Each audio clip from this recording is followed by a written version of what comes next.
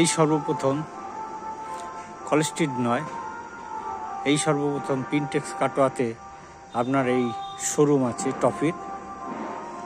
এইখানটায় আপনারা সব কিছু পেয়ে যাবেন, কম্পিউটার, ডিটিভির কাজ এবং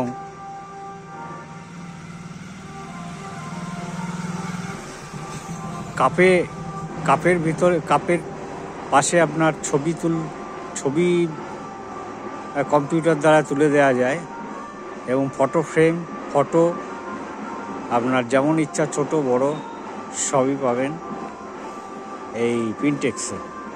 আসুন দেখুন, সংহতি মঞ্চের পাশেই মাঝে রাস্তা, এ পাশে সংহতি মার্কেট, ও পাশে সংহতি মঞ্চ।